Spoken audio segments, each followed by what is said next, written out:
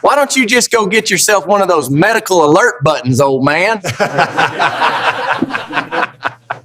A 72-year-old man walked into a gun shop on a Tuesday morning in rural Virginia, and 3 young employees laughed in his face. One of them told him he should get a medical alert button instead. The old man didn't argue. He didn't raise his voice. He sat down in a folding chair near the entrance, pulled a small leather notebook from his coat pocket, and started writing. 40 minutes later, the shop owner walked through the front door, saw who was sitting there, and stopped dead in his tracks. The colour drained from his face.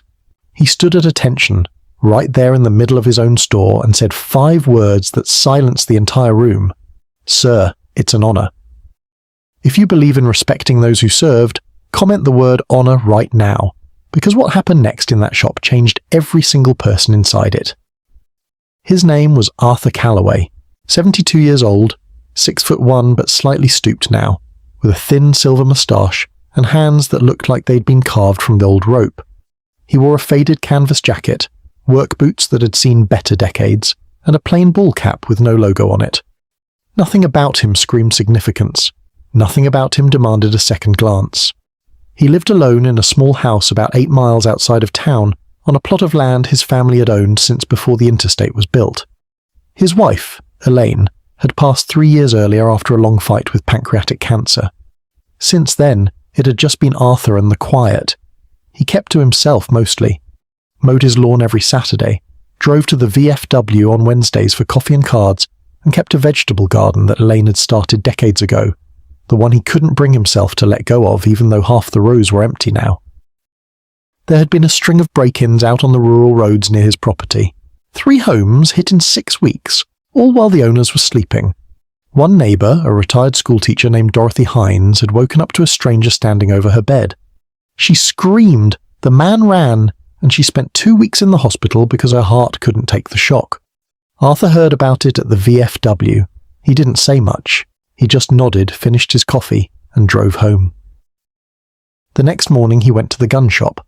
The store was called Blue Ridge Arms, a well-known outfit on the edge of town that had been in business for over 20 years. It was the kind of place with mounted deer heads on the walls, a long glass counter full of handguns and racks of rifles along the back. 3 employees were working the floor that morning.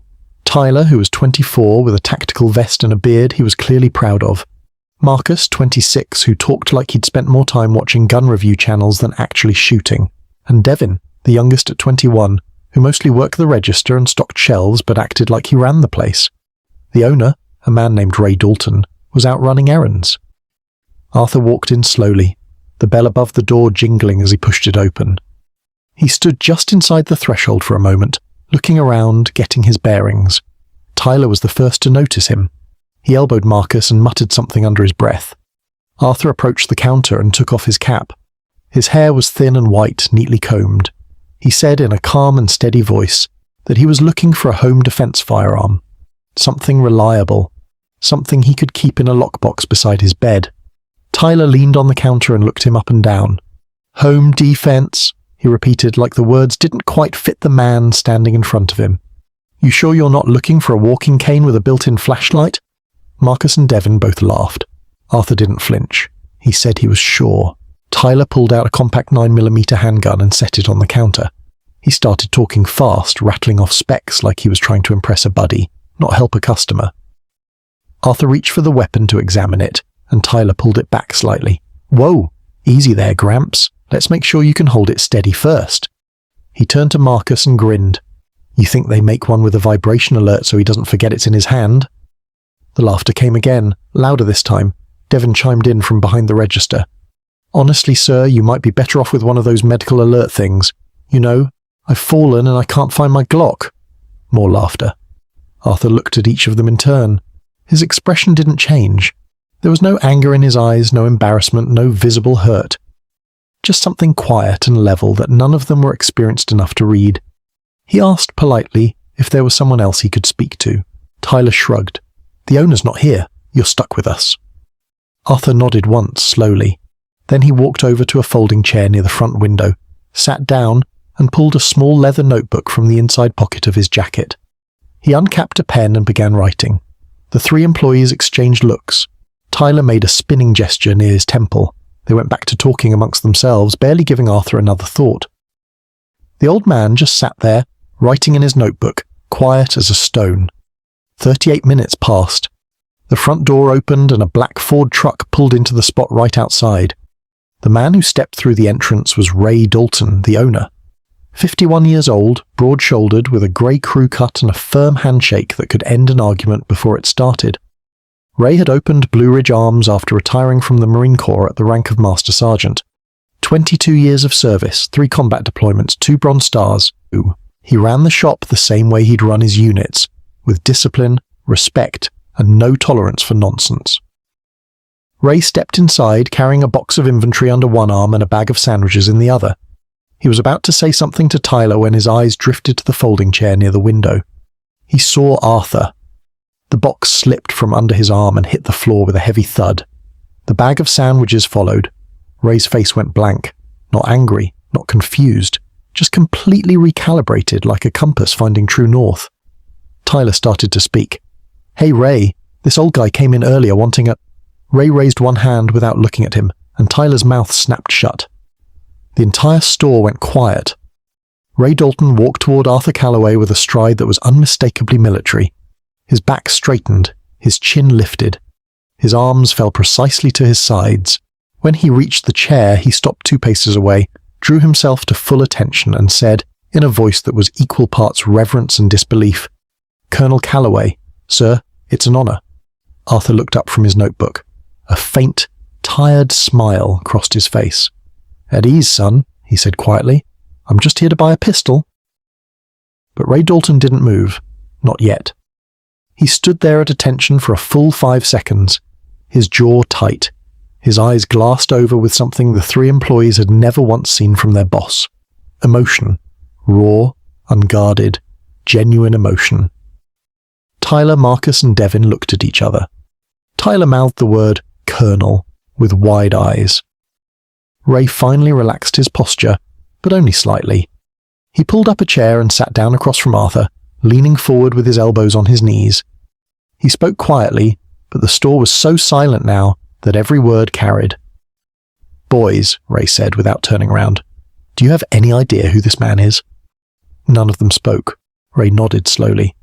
"This is Colonel Arthur J. Calloway, United States Marine Corps, retired.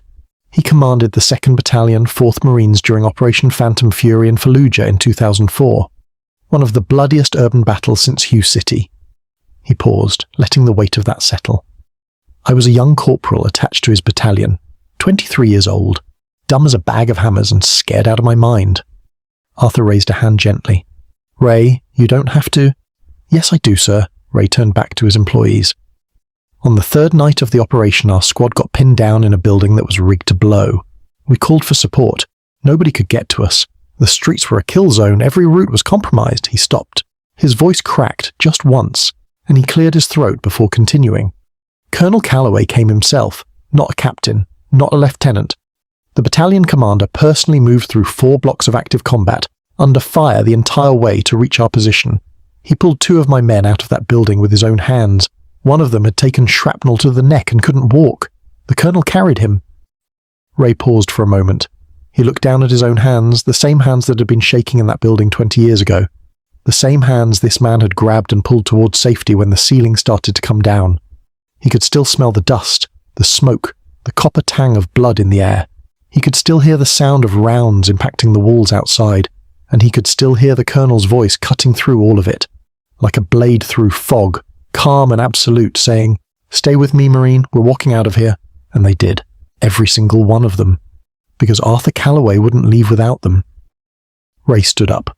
He walked behind the counter and came back with a framed photograph that hung on the wall near the register.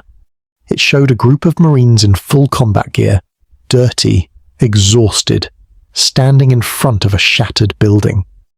In the center of the group was a younger Arthur Calloway, taller, broader, with the same silver-blue eyes, holding the shoulder of a young Marine whose head was bandaged. That young Marine was Ray.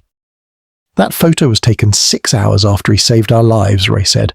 "I've had it on this wall since the day I opened this shop." He set the frame down gently on the counter. Then he looked directly at Tyler. "Now tell me again what you said to this man when he walked in." Tyler's face had gone completely white. His mouth opened, but nothing came out. Marcus looked at the floor. Devin gripped the edge of the register like he was afraid the ground might open up beneath him. Arthur spoke up. "Ray, it's all right. They didn't know." "That's the point, sir," Ray said. "They didn't know, and they didn't care to find out." He turned back to the three of them. "A man walks into your store, a customer, a citizen, an American, and you mocked him. You made jokes about his age, about his hands, about his ability to defend his own home. You didn't ask his name. You didn't ask about his experience. You looked at him and decided he was less than you." Ray's voice was controlled, measured, but underneath it was something hard and unyielding. The tone of a man who had learned what respect meant not in a classroom but in a city that was on fire. "Colonel Calloway has more trigger time than every person in this room combined, including me. He qualified expert on every weapon platform the Marine Corps fielded for 3 decades. He taught marksmanship courses at Quantico. He trained the men who trained me." He paused. "And you told him to get a medical alert button." The silence that followed was the kind that doesn't need to be described because everyone who's ever felt it knows exactly what it sounds like. It sounds like the moment you realize you cannot take something back. Tyler was the first to step forward. His chin was trembling. He looked at Arthur and said, "Sir, I'm so sorry. I had no right to speak to you that way." Arthur looked at him for a long moment. Then he nodded. "You're young," he said. "Young people make mistakes. What matters is whether you learn from them." Marcus came next, his voice barely above a whisper. "I'm sorry, sir. That was wrong." Arthur accepted with the same quiet nod. Devin didn't say anything at first. He just stood behind the register, blinking hard. Then he walked out from behind the counter, crossed the room and extended his hand. Arthur took it. Devin held on for a moment longer than expected, and when he pulled away he wiped his eyes with the back of his wrist and went back to his post without a word. Ray put a hand on Arthur's shoulder.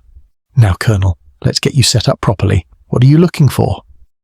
Arthur explained about the break-ins, about Dorothy Hines, about the feeling of being alone in a house at night when you know someone's been coming down the road looking for easy targets.